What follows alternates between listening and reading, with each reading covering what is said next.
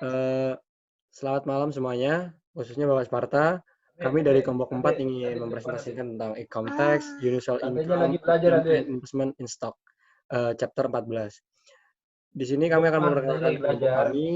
Mana Kelompok kami abang? ada, pertama ada saya, dari Rahmat Setiawan, kedua ada Cisa Almaria Simbolon, Mega Lestari Situmorang, Susete Hana, dan yang kelima Mary Christine. Untuk eh, awal, kami akan menjelaskan dan dijelaskan oleh Mega Lestari.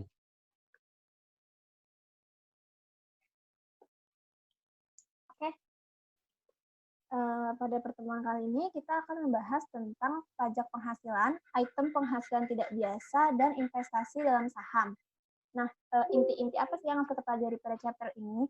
Yang pertama, kita nanti diharapkan bisa membuat journal entry untuk pajak penghasilan perusahaan, termasuk pajak penghasilan tangguhan. Yang kedua, kita diharapkan bisa menjelaskan dan mengilustrasikan pelaporan barang-barang yang tidak biasa pada laporan laba rugi. Next.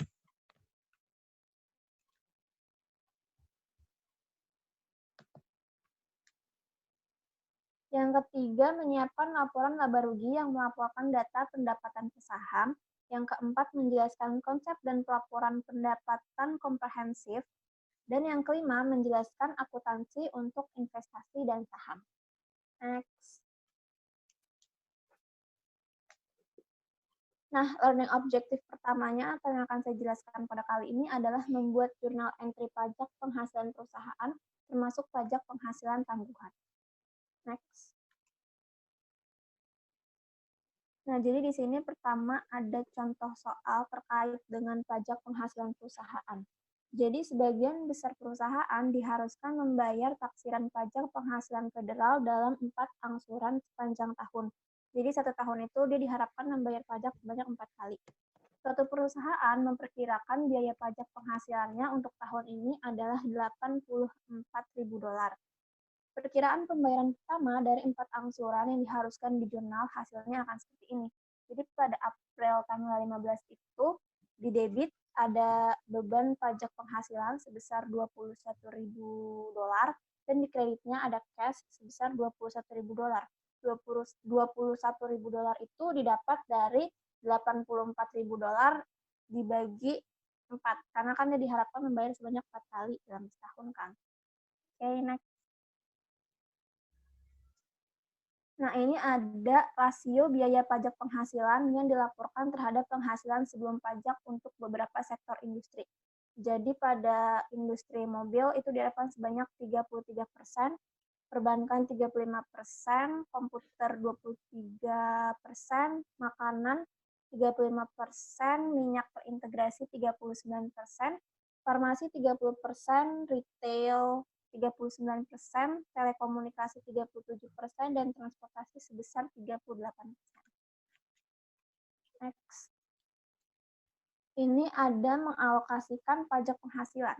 Jadi beberapa perbedaan antara penghasilan setelah kena pajak dengan penghasilan sebelum pajak adalah karena item diakui dalam satu periode untuk tujuan pajak dan pada periode lain untuk tujuan laporan laba rugi.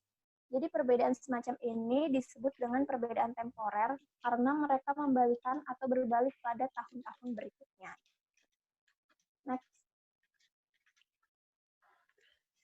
Nah, ini ada contoh item yang membuat perbedaan sementara atau temporary difference. Yang pertama adalah penghasilan atau keuntungan dikenai pajak setelah dilaporkan dalam laporan laba rugi. Yang kedua, beban atau kerugian dikurangkan dalam menentukan penghasilan kena pajak setelah dilaporkan dalam laporan laba rugi. Next.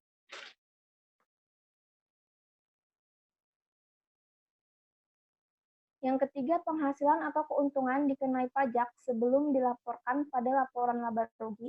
Dan yang keempat, beban atau kerugian dikurangkan dalam menentukan penghasilan kena pajak sebelum dilaporkan dalam laporan laba rugi. Jadi sebenarnya ada dua yang membedakan. Itu ada sebelum dan sesudah. Oke, next. Nah, ini ada gambaran pertama, yakni tentang perbedaan sementara atau temporary difference. Jadi, ACRS itu adalah tax depreciation atau depresiasi pajak yang berwarna merah, dan straight line financial statement depreciation atau depresiasi laporan keuangan itu digambarkan dengan warna biru. Jadi kita lihat di tahun pertama ini, depresiasi pajak lebih tinggi dibanding depresiasi laporan keuangan. Tahun kedua, sama seperti tahun sebelumnya, depresiasi pajak lebih tinggi dibanding depresiasi laporan keuangan, namun kali ini selisihnya semakin mendekat, semakin berkurang selisihnya. Pada tahun ketiga, antara depresiasi pajak dengan depresiasi laporan keuangan menunjukkan hasil yang seimbang. Pada tahun yang keempat, kebalikan dari tahun pertama dan kedua, hasil menunjukkan depresiasi pajak lebih rendah dibanding depresiasi laporan keuangan. Dan pada tahun kelima atau tahun terakhir, hasil menunjukkan bahwa depresiasi pajak lebih rendah dari depresiasi laporan keuangan dengan selisih yang semakin jauh. Nah, kalau kita lihat totalnya itu, total keseluruhan, hasil akan menunjukkan bahwa depresiasi pajak sama besarnya dengan depresiasi laporan keuangan. Jadi total depresiasinya sama untuk tujuan pajak dan keuangan. Nah, di slide ini ada contoh soal. Pada akhir tahun pertama beroperasi, sebuah perusahaan melaporkan pendapatan sebesar $300.000 sebelum pajak penghasilan dengan tarif pajak sebesar 40%. Perusahaan harus membayar pajak sebesar $120.000 yang didapat dari $300.000 dikali 40%, itu hasilnya $120. Dengan menggunakan perencanaan pajak, laba bersih dikurangi menjadi $100.000 dan pajak penghasilan aktual yang tertuang adalah $40.000. Jadi $40.000 ini dari $100.000 dikali 40%. Perbedaannya ditangguhkan untuk tahun-tahun mendatang. Nah, ini ya yang tadi Mas ini. Ini terkait sama contoh soal yang tadi. Jadi entry untuk mencatat pajak penghasilan mencerminkan jumlah yang ditangguhkan sebesar $80.000. Jadi di sini kita tulis di debit beban pajak penghasilan atau income tax expense sebesar $120.000. Terus di kreditnya kita tulis hutang pajak penghasilan atau income tax payable sebesar $40.000. Dan sama di kredit juga kita tulis hutang pajak penghasilan ditangguhkan atau deferred income tax payable sebesar $80.000. Next. Nah, ini kelanjutannya yang tadi. Jika $48.000 pajak tangguhan berbalik dan jatuh tempo pada tahun kedua, entry akan mencerminkan fakta seperti ini. Jadi di debitnya itu ada hutang pajak penghasilan tangguhan atau deferred income tax payable sebesar $48.000 dan hutang pajak penghasilan di kredit sebesar sama $48.000.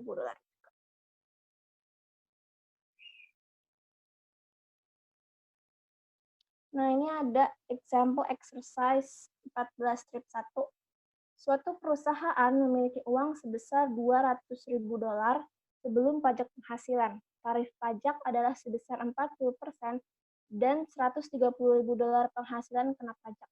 Berikan entry jurnal untuk pajak tahun ini. Jadi kita disuruh buat jurnal pajak mengenai soal terkait. Next.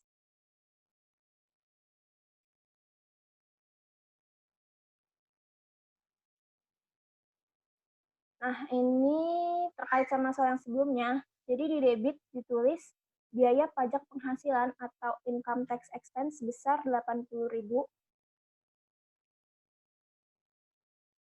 $80.000 itu dari yang tadi, itu kan dia punya memiliki uang sebesar $200.000 sebelum pajak penghasilan dikali tarif pajaknya 40% kan. Jadi 200.000 dikali 40% itu hasilnya $80.000. Terus di bagian kredit ditulis hutang pajak penghasilan atau income tax payable sebesar $52.000. $52.000 itu dari kan tadi 130.000 penghasilannya kena pajak, itu kita kali sama 40%, hasilnya 52%. Dan sama di kredit juga kita tulis hutang pajak penghasilan sebesar $28.000. $28.000 itu dari $80.000 dikurang $52.000, hasilnya $28.000. Next. Nah, ini ada perbedaan permanen atau permanent differences. Yang pertama, perbedaan antara penghasilan kena pajak dan penghasilan sebelum kena pajak yang dilaporkan pada laporan laba rugi mungkin merupakan hasil dari perbedaan yang bukan merupakan perbedaan waktu. Ini adalah perbedaan permanen yang tidak pernah terbalik. Dan yang kedua, penghasilan bunga yang dikecualikan pada obligasi daerah adalah contoh dari jenis perbedaan permanen. Oke, mungkin itu penjelasan dari saya mengenai objektif yang pertama. Untuk penjelasan selanjutnya akan dijelaskan oleh rekan saya dan Agus. Terima kasih. Oke, untuk materi yang kedua, objektif 2 ada menggambarkan dan mengilustrasikan pelaporan item yang tidak biasa dilaporkan pada laba rugi. Oke, langsung ke selanjutnya. Ada item yang tidak biasa dikurangi dan dari laba kotor dalam menentukan pendapatan dari operasi yang berkelanjutan adalah gangguan aset tetap, biaya restrukturisasi. Maaf. Nah, untuk selanjutnya ada kerusakan aset tetap terjadi ketika nilai wajar aset tetap jatuh di bawah nilai buku dan tidak diharapkan untuk memulihkan. Nah, ini ada example-nya, ada example event, might cause and asset impairment. Di sini dijelaskan ada penurunan harga pasar aset tetap, perubahan signifikan dalam bisnis atau peraturan yang terkait dengan aset tetap, kondisi buruk yang mempengaruhi penggunaan aset tetap, perkiraan kerugian kas yang menggunakan aset tetap. Nah, di sini ada jurnalnya. Ada tanggal 1 Maret, Jones Corporation Consolidate Operation Big Closing Factory, a result of the closing plan and equipment impairment $750. Di sini di jurnalnya Maret tanggal 1 ada loss on fixed asset impairment itu di debit 750, equipment-nya di kredit 750.000, to record impairment-nya segala macam di bawahnya ya. To record impairment of fixed asset due to plan closing. Nah, di sini contoh jurnalnya, reporting of unusual item on the income statement. Di sini ada jurnalnya, fixed asset impairment-nya. Gini gambarannya ya.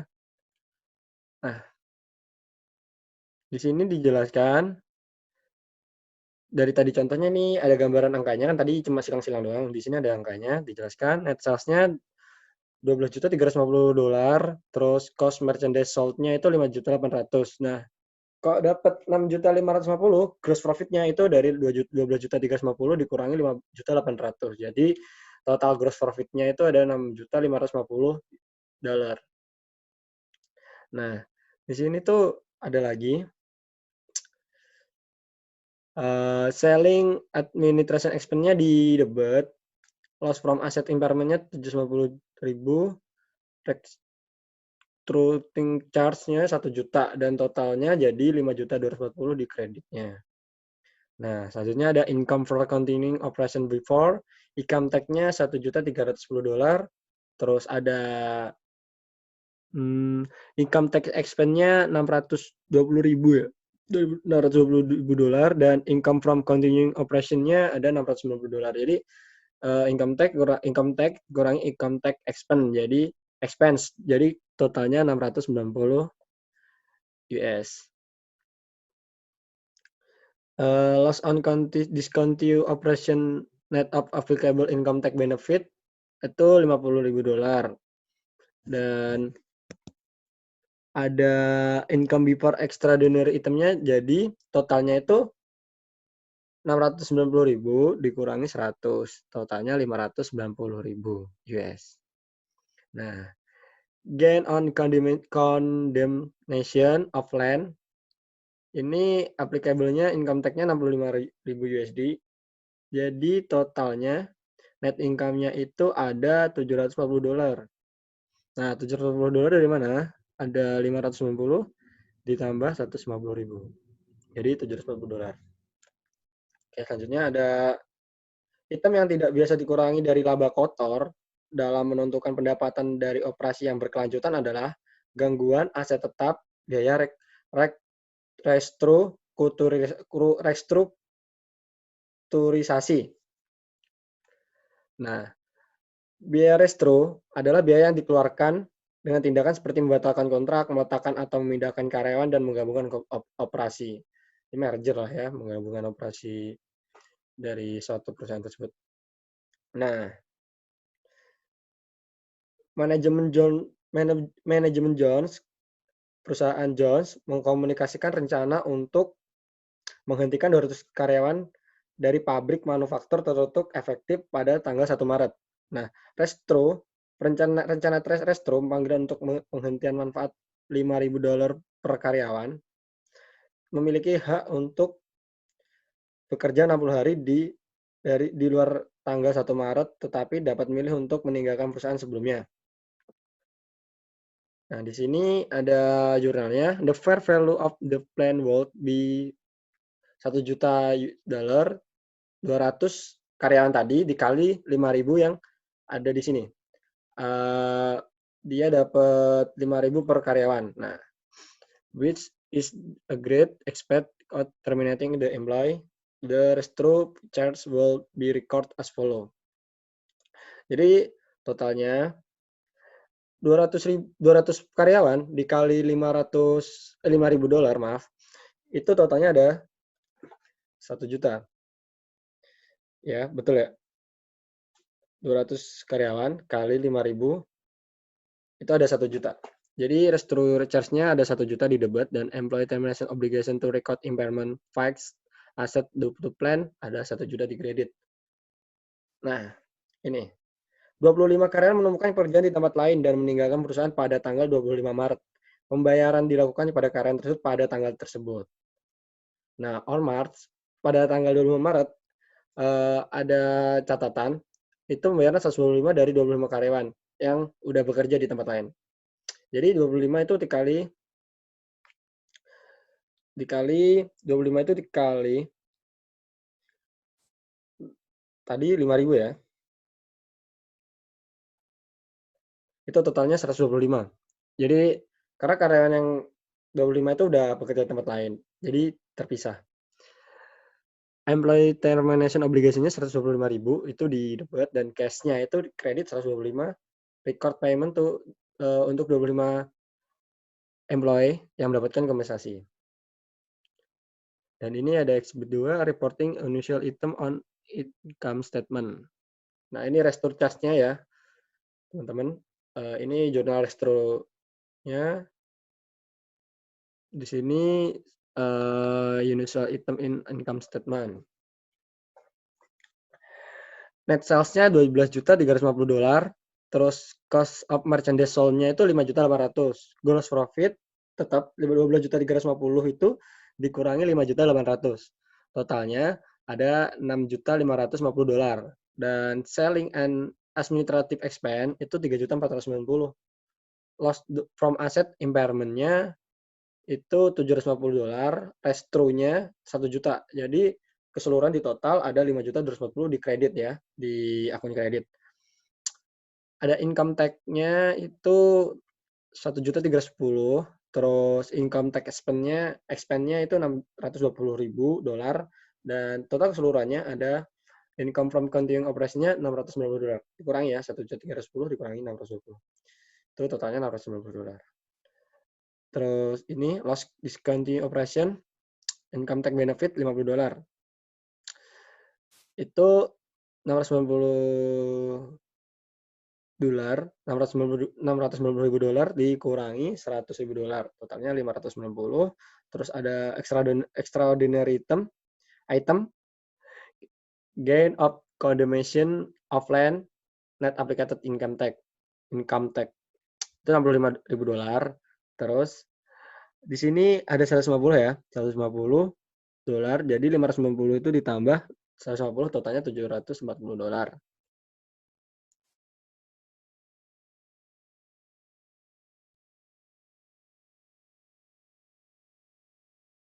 Oke, saat ini saya akan melanjutkan materi yang tadi disampaikan oleh Dandi mengenai menggambarkan dan mengilustrasikan pelaporan item yang tidak biasa pada laporan laba rugi.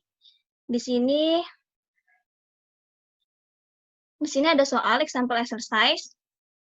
Saya bacakan. Pada tanggal 20 Desember, Toro Corporation menetapkan bahwa peralatan telah mengalami penurunan nilai sehingga nilai dari peralatan dikurangi 180.000 US dollar. Selain itu, manajemen senior perusahaan mengkomunikasikan rencana pesangon karyawan di mana 80 karyawan dapat menerima manfaat pemutusan hubungan kerja sebesar 7.000 US dollar per karyawan. Maka jurnal yang ditulis untuk penurunan nilai aset dan biaya adalah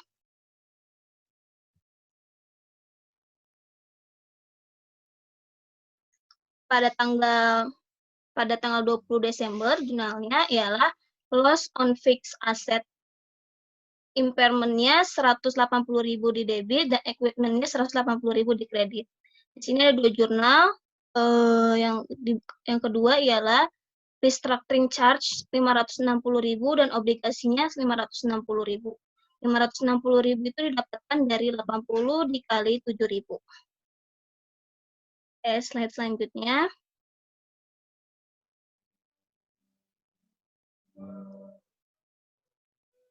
Di slide selanjutnya.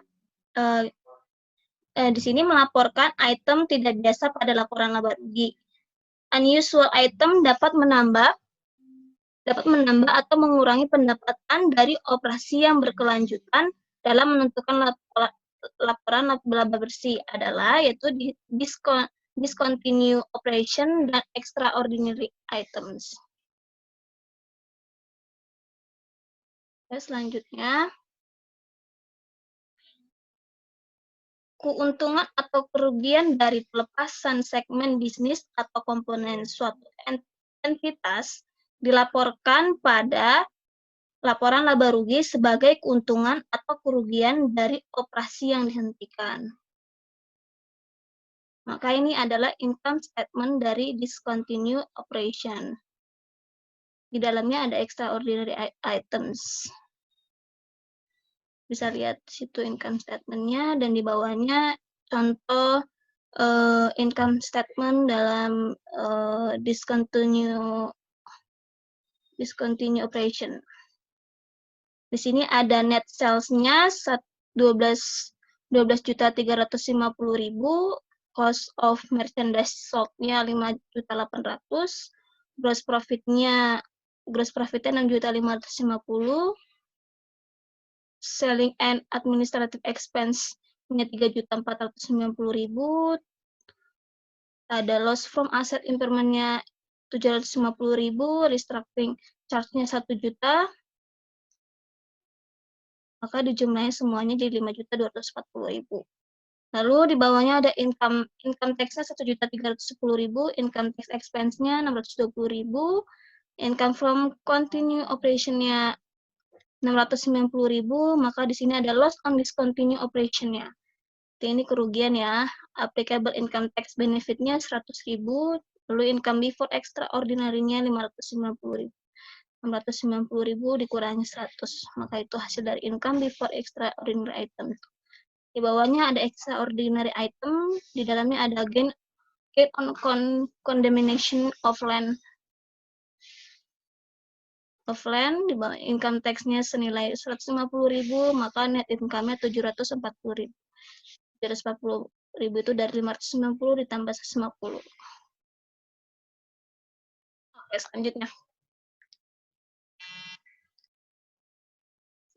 Saya akan menjelaskan slide 38. Unusual item menyesuaikan pendapatan dari operasi yang dilanjutkan dalam menentukan laba bersih. Laba bersih adalah discontinue operation dan extraordinary items.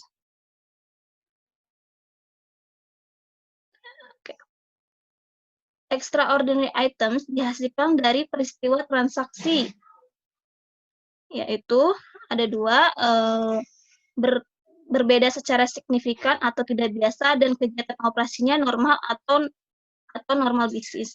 Dan yang kedua itu occur infrequently atau jarang terjadi. Dan ini adalah contoh income statement extraordinary items-nya. Dan ini contoh soalnya, extraordinary items-nya itu ada gain. Gain berarti ini keuntungan ya, yang tadi saya jelaskan. Lalu yang kedua, selain dari unusual item yang dapat mempengaruhi laporan laba rugi, terdapat 2 item yang membutuhkan penyajian kembali secara retroaktif dan pendapatan periode sebelumnya. 2 item ini adalah, yang pertama adalah kesalahan dalam pengukuran, penyajian, atau pengungkapan laporan keuangan. Dan yang kedua, ada perubahan dari satu prinsip akuntansi yang diterima secara umum ke prinsip akuntansi yang diterima secara umum. Dan ini contoh income statement dari unusual items affecting prior periode income statement-nya. Oke, sekian dari materi yang saya jelaskan mengenai objektif 2.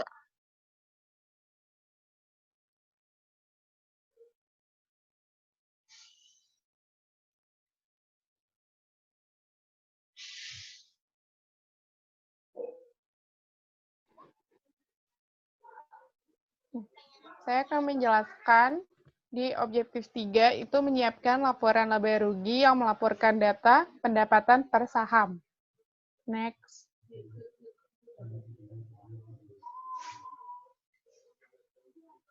Di mana probabilitas perusahaan sering dinyatakan sebagai laba per saham. Laba per saham biasa kadang-kadang disebut laba per saham dasar, adalah laba bersih per saham biasanya yang beredar selama satu periode. Next. Cara hitung laba per saham yang pertama, itu ada perfect stock. Laba per saham sama dengan net income dibagi laba per saham yang beredar. Kalau yang preferred stock, itu laba per saham, net income, dividen stock dibagi laba per saham yang beredar. Next.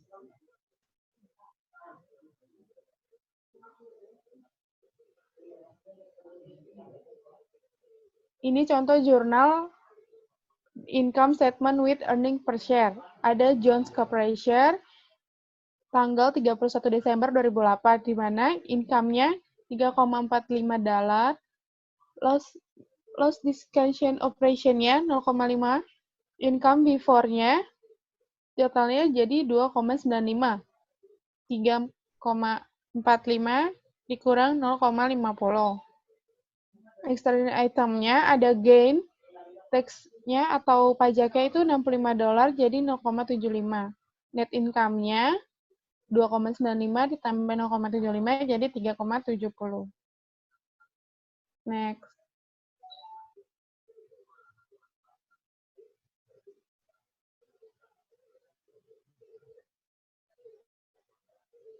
Ini ada contohnya di mana mining company memiliki laba bersih sebesar $250 selama tahun 2008.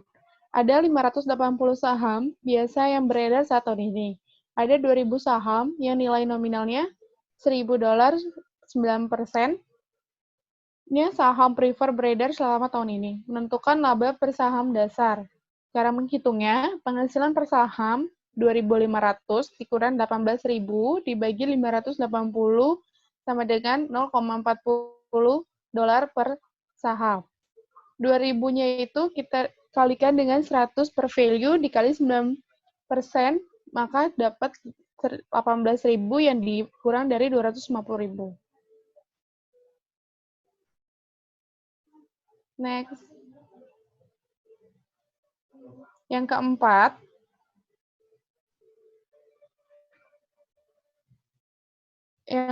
ada menjelaskan konsep dan pelaporan pendapatan komprehensif.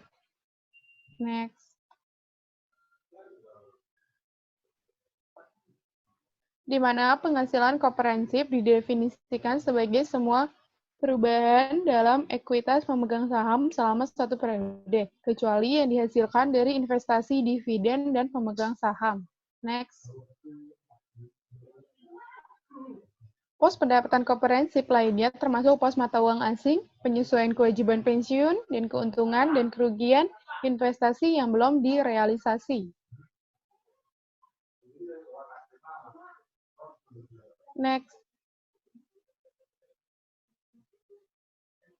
Efek kumulatif dari pos pendapatan komprehensif lain harus dilaporkan secara terpisah dari saldo laba dan modal disetor pada neraca sebagai akumulasi pendapatan komprehensif lain. Next.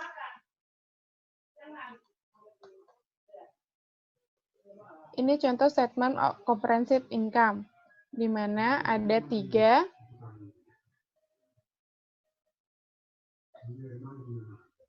Ada Enterprise In melaporkan komprehensif penghasilan pada pelaporan terpisah sebagai berikut.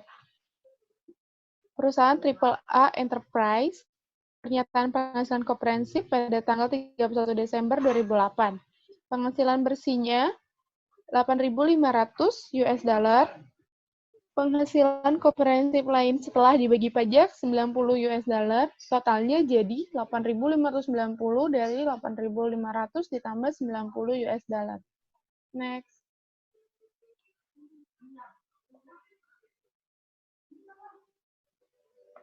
Ini stock equitization of Triple Enterprise balance sheet, di mana 2008 dan 2007. Common stock 2008 20.000, 2007 20.000. Semuanya sama dari common stock, P, trade. Yang beda itu di retained earnings. 2008 $165.500, sementara 2007 $157. Jadi totalnya 2008 $222.790.000, sementara 2007 $214.200. Next.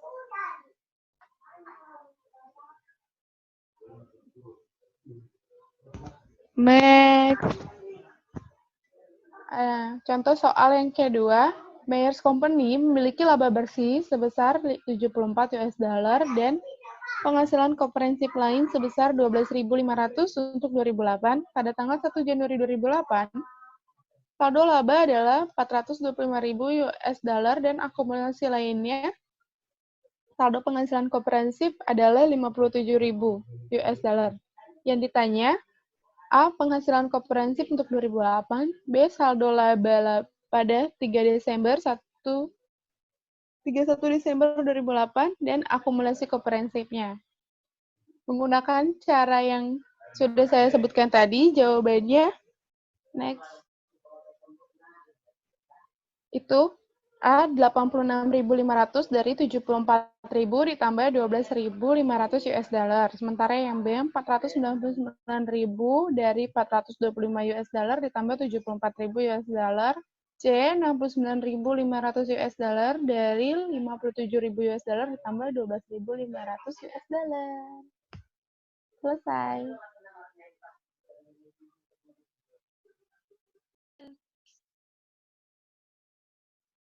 Oke, saya akan menjelaskan objektif 5 mengenai akuntansi untuk investasi dalam persediaan.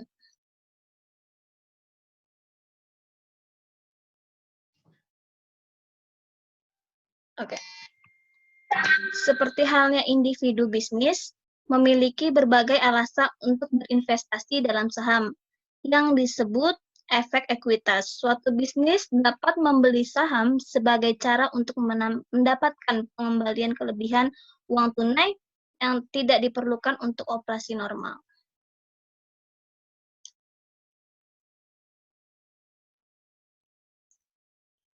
Trading sekuritas adalah sekuritas yang menjamin bermaksud untuk secara aktif berdagang untuk mendapatkan keuntungan.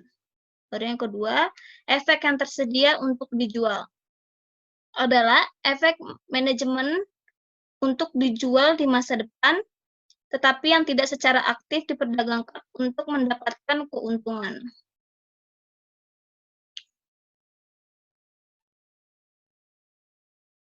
Slide selanjutnya, ketika sebuah bisnis berinvestasi pada sekuritas yang tersedia untuk dijual, investasi tersebut diklasifikasikan sebagai investasi sementara atau sekuritas yang dapat dipasarkan.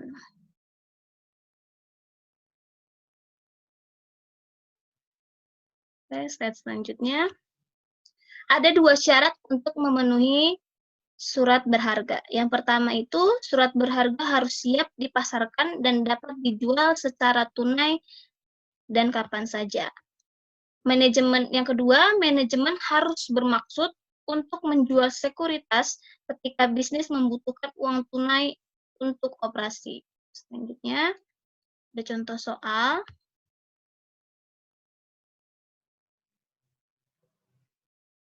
Pada tanggal 1 Juni, Crabtree Company membeli 2.000 share of Innis Corporation dengan harga 89,75 per share. Ditambah biaya broker sebesar 500 US dollar. Perusahaan membayar 180.000 US dollar. Maka jurnalnya yang kita tulis ialah di sini ya 1 Juni marketable sekuritasnya 180.000 di debit dan cash-nya 180.000 di kredit. 180.000-nya itu yang kita lihat ini di sini dari firm paid-nya itu 180.000. Maka forecast-nya 2.000 share of Innis Corporation common stock. Oke, soal yang kedua.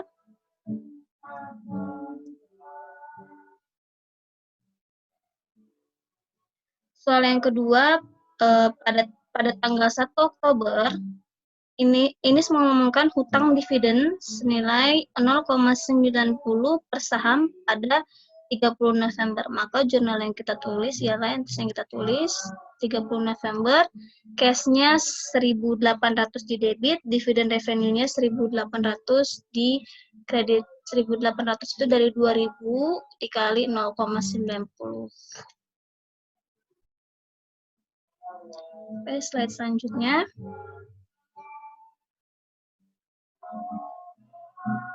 Pada neraca, investasi sementara dilaporkan pada nilai pasar.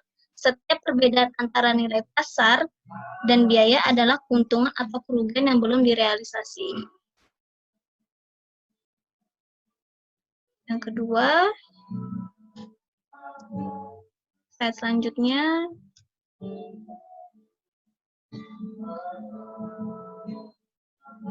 Di sini ada contoh soalnya, the Crabtree portfolio of temporary investment was purchased during 2008 and has the following fair market value and unrealized gains and loss on December 31, 2008. Sini ada common stock dari Edward dan cost-nya 150.000, marketnya 190.000, unrealized-nya 40.000. Yang kedua ada SWS Corporation, cost-nya 200.000, marketnya 200.000, unrealized-nya dia nggak ada keuntungan dan kerugiannya. Yang kedua dari common stock-nya Innis Corporation itu 180.000,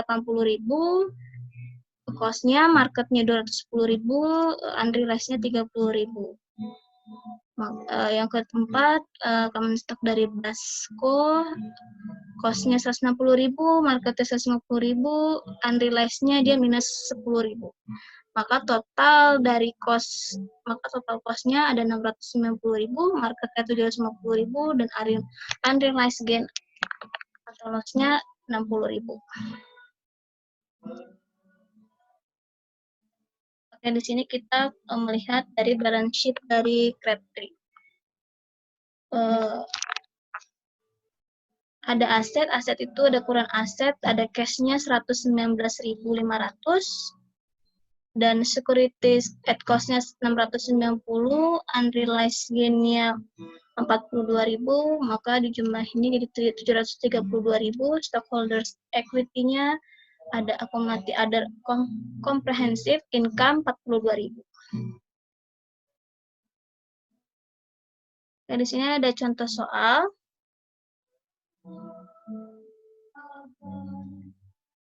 Example exercise-nya. Trio Company mulai beroperasi pada 1 Januari 2008 dan membeli investasi sementara dalam surat berharga selama tahun tersebut dengan biaya 75.000 US dollar. Nilai pasar akhir periode untuk investasi ini adalah 110.000 US dollar. Penghasilan bersih adalah 180.000 US dollar. Untuk 2008 yang dilaporkan pada neraca 31 Desember 2008. Dan yang kedua, B penghasilan komprehensif untuk 2008, asumsikan tarif dari 40%. Maka di sini entries-nya ada dua. Yang A itu ada initial cost-nya 75.000 dan ada unrealized gain-nya sebesar 35.000. 35.000 itu dari 110.000 dikurang 75.000, maka unrealized gain-nya keuntungannya 35.000. Lalu di bawahnya ada tax on unrealized gain-nya 14.000. 14.000 itu dari 35.000 dikali 40%. Hasilnya 14.000. Lalu yang di bawahnya ada unrealized gain-nya, net of tax-nya 21.000, report amount of marketable securities 96.000. Dan yang B-nya, yang tulis yang B-nya ada net income-nya 180.000, unrealized gain-nya 35.000, less tax unrealized gain-nya 14.000, other comprehensive-nya income net of tax-nya 21.000. Lalu net income-nya ada 201.000. Oke, yang selanjutnya, investasi jangka panjang tidak dimasukkan sebagai sumber uang tunai dalam operasi normal bisnis. Sebaliknya, investasi semacam itu sering dimiliki untuk pendapatan mereka, potensi keuntungan jangka panjang atau pengaruh terhadap entitas bisnis lain. Oke, sekian dari materi saya mengenai objektif 5 ini. Selanjutnya akan diperjelas oleh Cesa. Terima kasih. Mulai, Cek.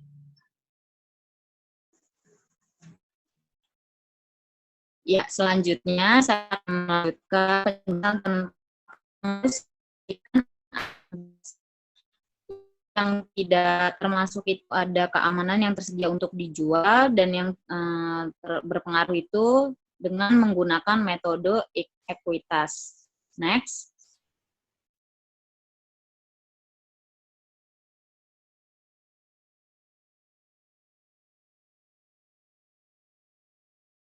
Pada Januari 2 Januari, Helion INC dia membayar cash 350.000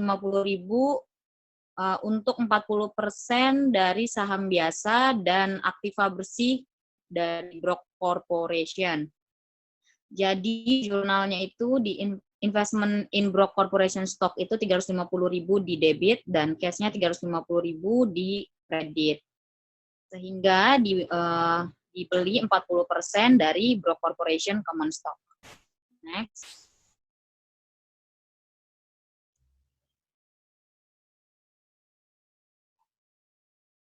Pada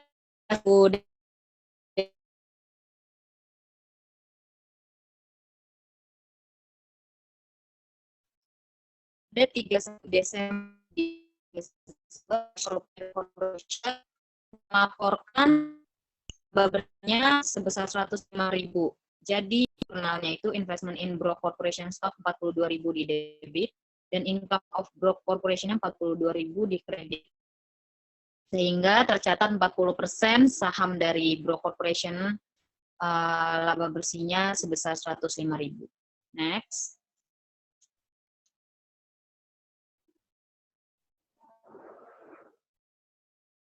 Selanjutnya pada 31 Desember, Brok Corporation membayar 45.000 dividen.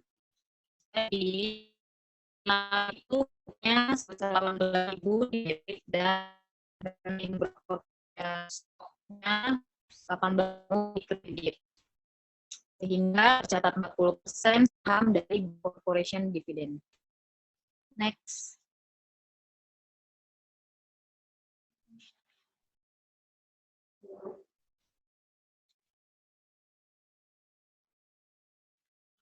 Di sini untuk mencari investment in Brok Corporation stocknya itu dengan cara investment in Brok Corporation stocknya ditambah dari 40% dari Brok net income dikurang sama 40% dari Brok cash dividend. Itu ntar hasilnya investment in Brok Corporation stock. Jadi kalau tadi kan investment si Broknya itu kan 350.000. Nah, itu tuh ditambah 42.000. 42.000 habis itu dikurang 18.000. Nah, nanti hasilnya itu jadi 374.000. Jadi si Brok Corporation-nya ini menerima 24.000 kenaikan bersih. Dari 350.000 ke 374.000 itu kan 24.000 mengalami kenaikannya. Next.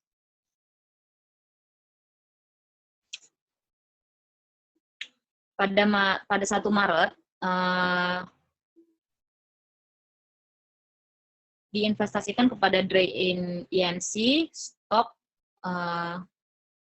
dengan jumlah tercatatnya itu dijual seharga 15.000, jumlah tercatatnya 15.700 dan dijual seharga 17.500.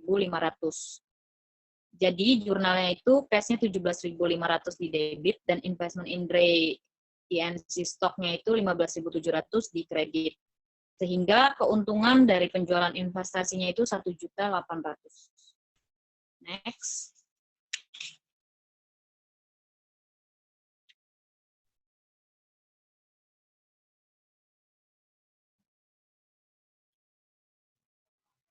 Ini perusahaan Philips mendapat 30% dari saham biasa dari perusahaan Sing pada Januari tanggal 1, 2008. Sing melaporkan sahamnya itu 90.000 dan dividennya sebesar 15.000 selama 2008, tahun 2008. Jadi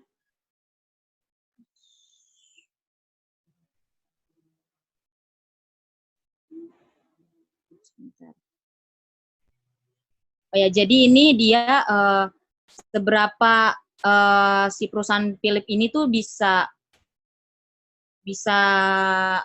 menyesuaikan pada metode ekuitas. Next.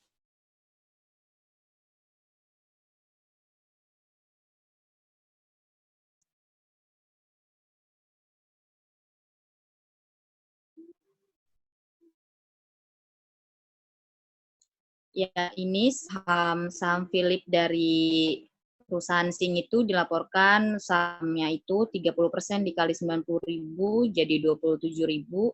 Terus dia dikurang dari sahamnya si Philips yang ke Sing, dividennya Sing itu sebesar 30% dikali 15.000 sama dengan 4.500.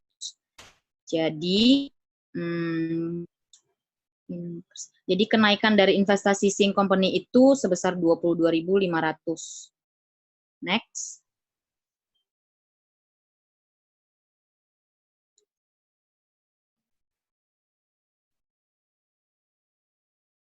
Selanjutnya, potensi pertumbuhan perusahaan dan prospek penghasilan masa depan ditunjukkan dari berapa besar pasar yang mau membayar per dolarnya dari pendapatan si perusahaannya itu. Umumnya ini itu termasuk dalam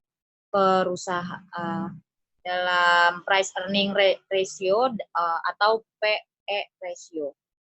Next.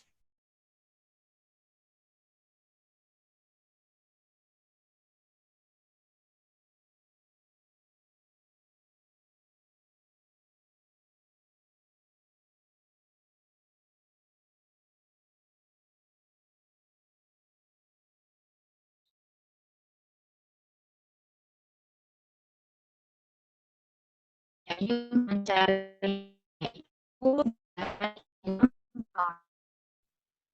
cari itu dari share of-nya di share. Next.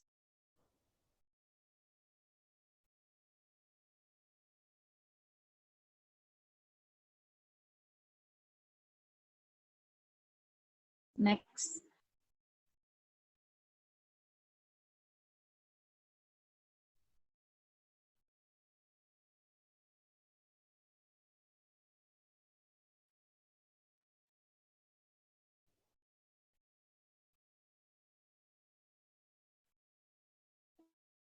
Ya, ini price earning ratio-nya itu seberapa besar kemauan pasar itu untuk membayar per dolarnya kepada pendapatan perusahaan itu.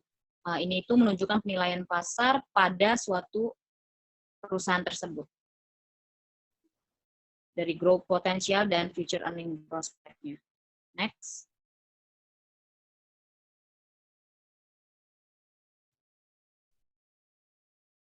Seperti ini contohnya itu pada tahun 2008 market price per share-nya itu 24,60. Di tahun 2007 dia 16,20 dan share-nya itu di tahun 2008 ada 1,4 dan di tahun 2007 ada 1,35. Di sini ya, earning-nya itu di tahun 2008 jelas dari kan tadi itu kan bagi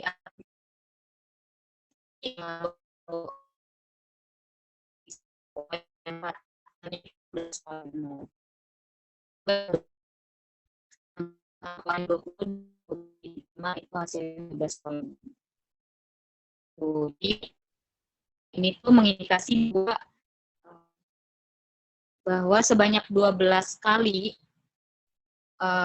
dari jumlah pendapatan per sahamnya itu udah berhasil dijual di tahun 2007 dan 15 kali pendapatan per sahamnya itu didapat dari perusahaan itu di tahun 2008.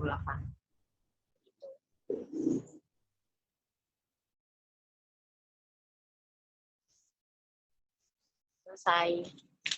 Sekian dari kelompok kami. Terima kasih.